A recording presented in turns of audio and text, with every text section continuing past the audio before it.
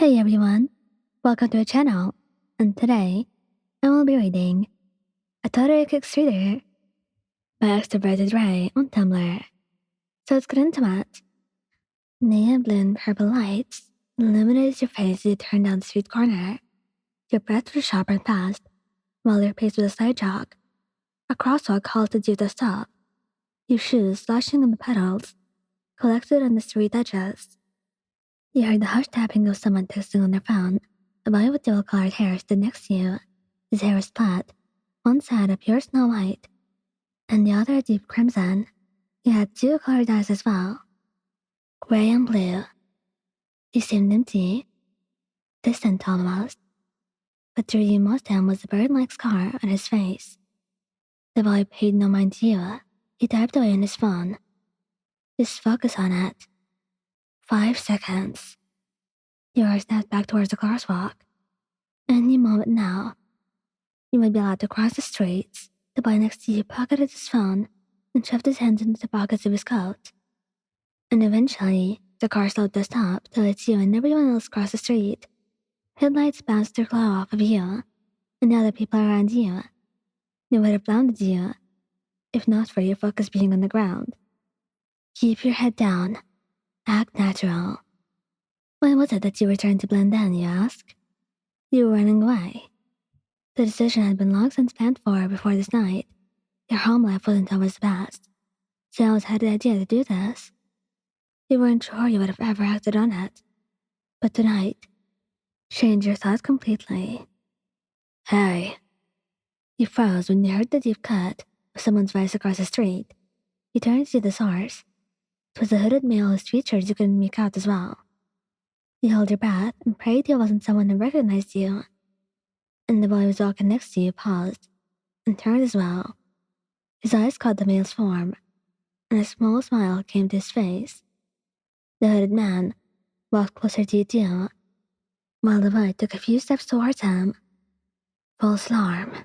You should go now.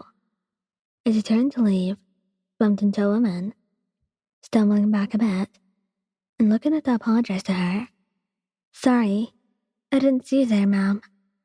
Your small voice squeaked out as she stared at you. She stumbled around for a moment before harshly grabbing your arm. Didn't your parents teach you proper manners? Her words were that slurred, and you slowly realized she was drunk. Ma'am, I'm sorry. Please let go of me. You tried to wriggle your arm out of her hand, but her grip was like iron. She raised her other hand and slapped you across the face. Her perfectly filed and painted nails, of scratches, were sure to bleed across your cheek. You ought to learn some manners. Kids like you. Hey. Another voice ended the conversation. You turned your head to see the hooded male from earlier standing there. The boy beside him. What the hell do you want? The woman blankly asked, her nose scrunching up as she glared at him. Leave her alone. She apologized. You wanted to thank him then. No one ever stood up for you before. The woman rolled her eyes and thought for a moment, before letting your arm go. She harshly pushed you to the ground, and sorry to sound her off. Your hand and knees braced most of your fall. Grips formed in the knees of your jeans, and your hands were royally screwed up, cuts and scrapes littering your palms. You alright? A much softer voice asked, before a hand was extended to you. You looked up to meet the concerned eyes of the dual-colored hair boy. It took you a moment to register everything and take his hand. He guided you off the ground and back up your feet. That lady was a real asshole. The other guy said, before looking at you. He scanned your form and raised a brow. You could see his face now. Burnt skin covered a large portion of his face, and messy black hair jutted from his head. She was drunk, Toya. Of course she was being rude. The presumed Toya rolled his eyes and looked back at you. You're bleeding. Took a nasty fall, huh? His words made you just realize how much your hands, knees, and face stung. Yeah, but I'll be fine. The boy helped you stand up, raise a brow. It seemed he didn't buy your words. He was not going to comment further on them, though.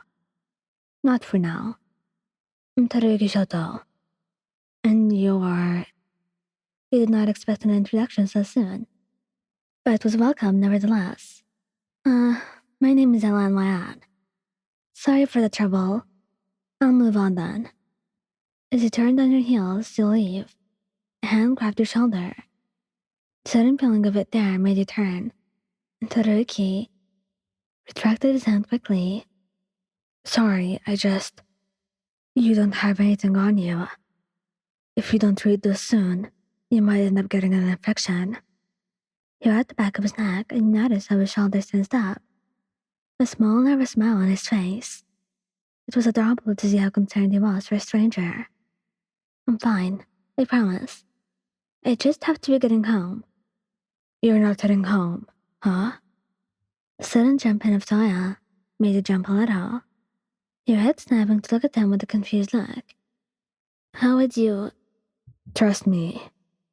I know I'll run away when I see one. His piercing blue eyes stared at your face for a moment. While you had not noticed crime and filth were smothered across your face, perhaps it was from your most recent fall. Perhaps from something else. He bit your lip and shrugged. The two caught on to your act. Yeah, I mean, not like I'm trying to hide it. Todoroki glanced at you with a small look. It was a look of curiosity and concern. Anyone would be concerned when confronted by someone in this situation.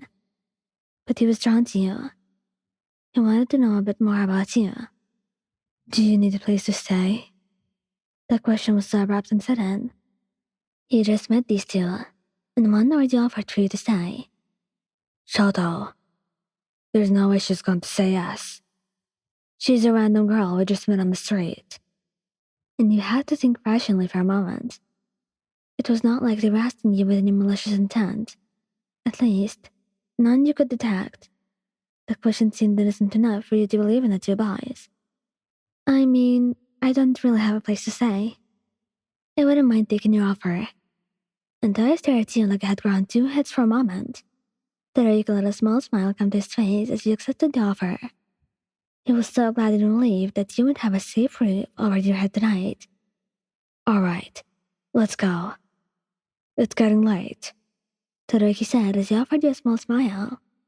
It was a bit lopsided, which only made it cuter. Sure. He spoke with uncertainty as you followed the two males. What was the worst thing that could happen? You knew how to defend yourself, and you were sure this was fine. Todoroki and Toya seemed to pose no threat.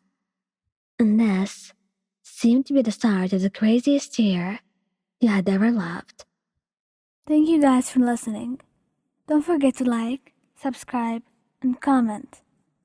I hope you enjoyed listening to this as much as I did making it. Anyway, goodbye.